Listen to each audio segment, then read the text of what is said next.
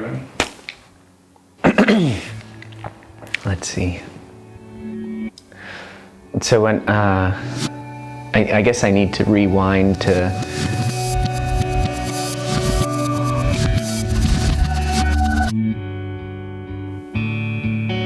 I remember I brought a bunch of files to get printed up, and the woman handed me my stack of photos that were all taken from my run across the country. There was maybe 200 or 300 photos, and she just asked, "Did you just run across America?"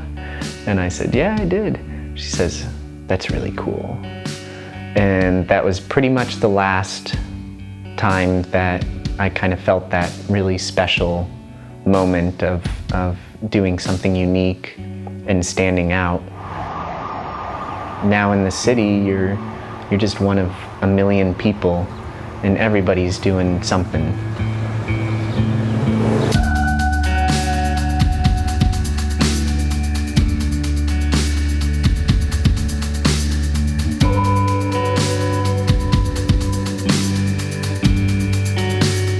Following a project like running across the country, 5 months long, 3,700 miles, and then to finish here in San Francisco in this massive population. You know, San Francisco has a population of just under 1 million, and then the Bay Area is 7 million. And then to be looking at this human hive of cars and business and churches and airplanes and boats coming and going, and with all the noise, all the insanity, poverty, wealth, and so many different cultures and languages, all jammed into, in San Francisco's case, a 7 mile by 7 mile square.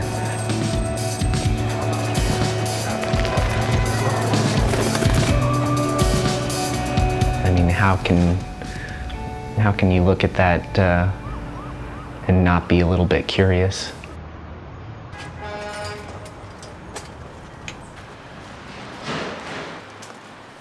I've been living in the Bay Area off and on for a bunch of years now. I think it's really fascinating, like, how cities form, why we're attracted to them.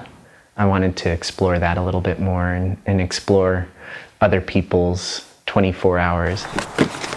Gonna go run every single street in San Francisco, and it seemed like a good idea when I had it, and now I'm doing it.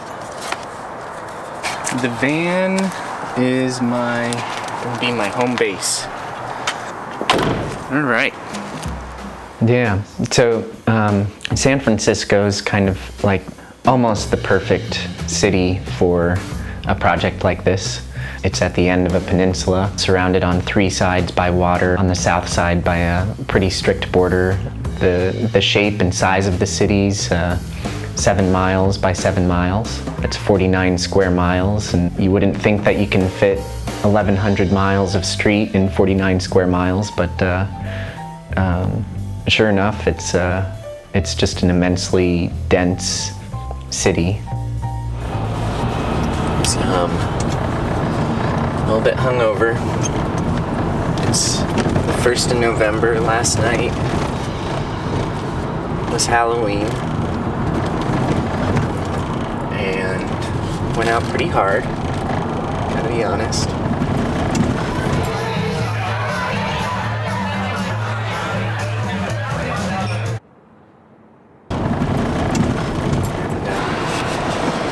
Here we are.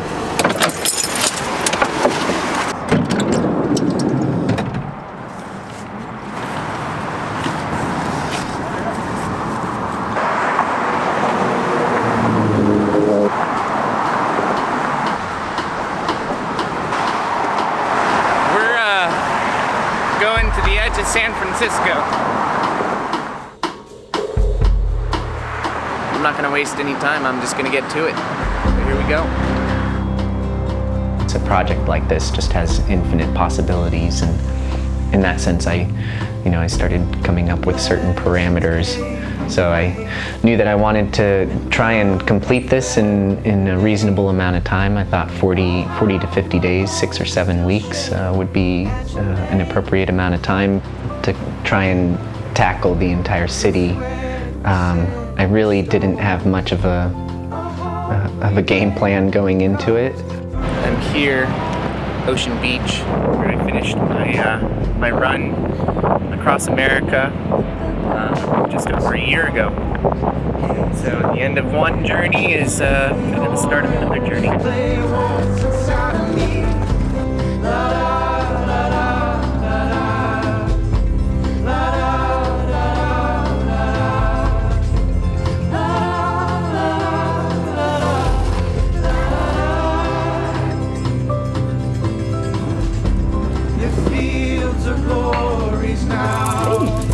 My name is Rickey. She's a friendly little dog. Yeah. She's my companion.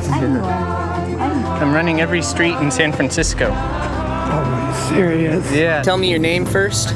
Jerry, J-E-R-I. J-E-R-I. Nice to meet you, Jerry. Geraldine, but I like Jerry. I like Jerry too.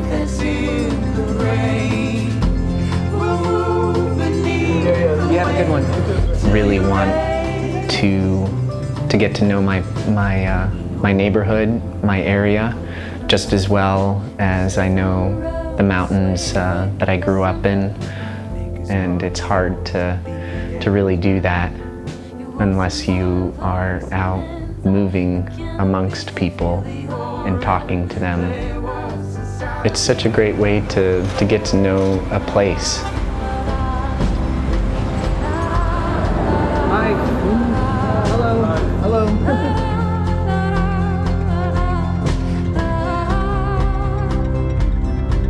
Look at that handiwork. Thanks so much. What kind of leaf is that? Persimmon leaf.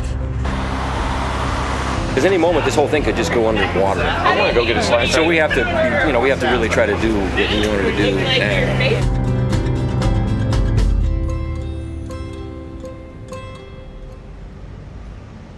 where are we? But we've already been on that street and we don't want to do it again. But there might be a little way through here.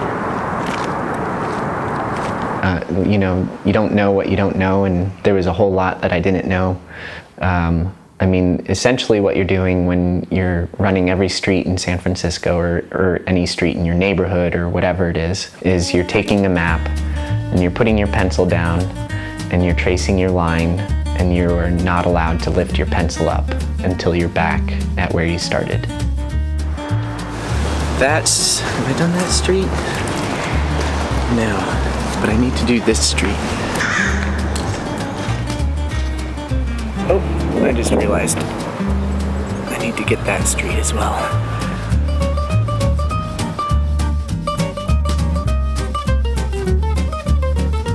The problem itself is called the Chinese Postman problem, developed by a Chinese mathematician, and kind of explaining that a postman is going to have to hit every inch of every street in order to deliver the mail.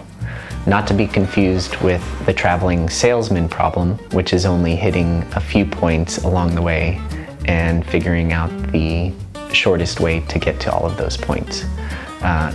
A distinction there, but an important one.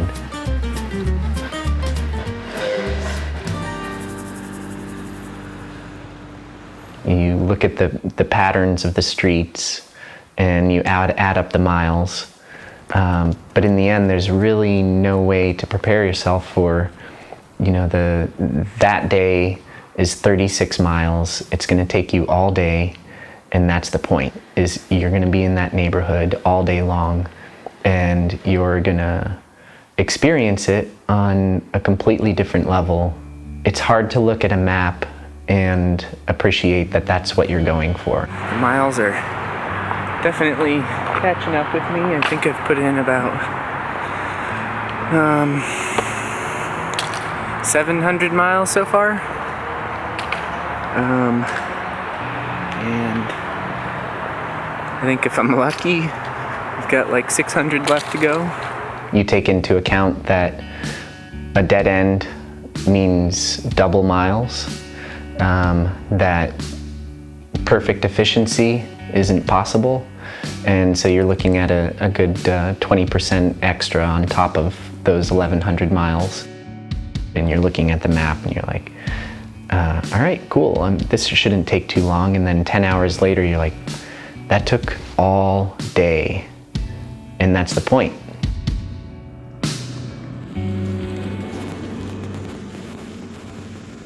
So we're hanging out here in the Casa de San Francisco, my little mobile home.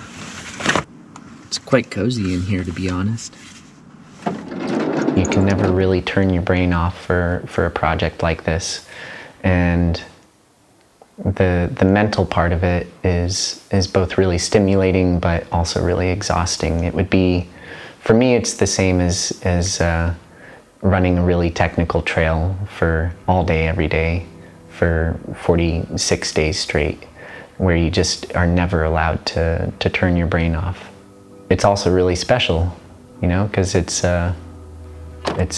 almost kind of the definition of mindfulness, to be 100% present in the place where you are.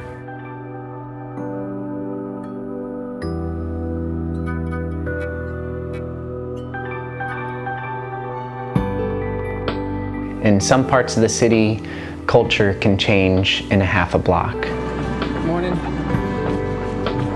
How you doing?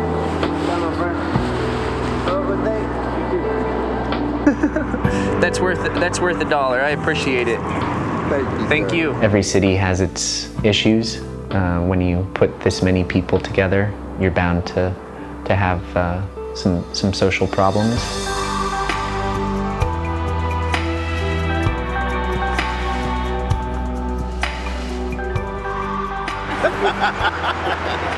I have it all in here, so I'm comfortable. If you're poor, you're gone. If you're middle class, you're hanging on by your fingernails. So it's not. Some people are here by choice, but you know, there's a lot that aren't. You know. Got houses of women, and I come here just to be a nobody.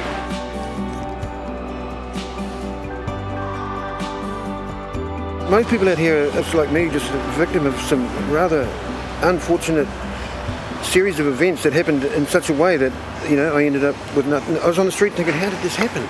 San Francisco has a pretty serious homeless population right now. It's a rapidly changing city. There's a lot of money coming in, and a lot of people that have lived here for a long time are losing their houses because they can't afford the immense jump in what it takes to be able to afford to live here. I just got a second job myself. I'm thinking of getting a third one. These are boarded up San Francisco projects. Makes you wonder where they made everybody go. So the most important thing that I could do on a daily basis was just to pay attention as close as I could. I didn't listen to music, I didn't listen to podcasts, in large part just because I needed to be paying attention to traffic and to people at all times. But also just, I mean, sounds and smells and all of these things are so rich and so dense in a city that you just really wouldn't want to miss any of that by closing off any of your senses. How you doing? Most of us on this planet live in cities, and I want to explore at least my own potential in a city. I love being in the mountains, but at the same time, it's really obvious. I mean, it's obvious. It's like there's nothing that I hate about the mountains. I love everything about it. For me, that means that there's very little challenge there.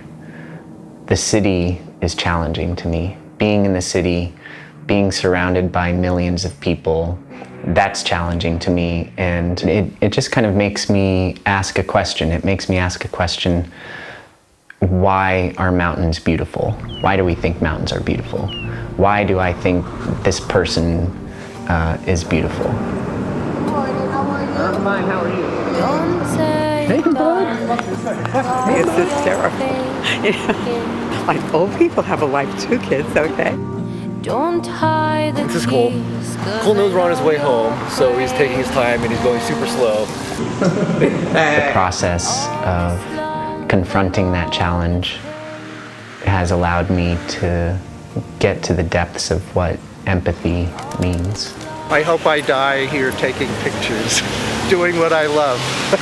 To try and treat everybody with the same importance.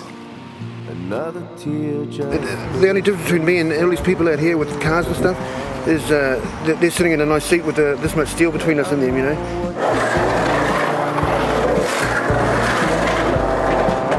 I suppose you remember the 90s. Yeah. What was your name again? Ricky. Ricky, you remember the 90s. I do. Yeah, you were probably here. Just trying to give everybody the credit of being in the same 24-hour clock that I am, and appreciating their moments on the same level that I appreciate my own moments. Yeah, a lot of it. Yeah. She's able to drive, right? You're doing it, man! Now we're definitely trespassing. Holy crap, this is cool. People just love being looked at and smiled. We're pretty simple creatures. We just want to be acknowledged. There, this is a good shot here. What's your name? Ozzy. Ozzy? When I was a kid, I chose my epitaph. It was, age cannot wither her, nor custom stale her infinite variety. That just stayed with me like, oh my God, that is something to live for. You look great. You look like you've been traveling. Yeah. I know how you can tell. Because it's matching your pants? There you go. Yeah.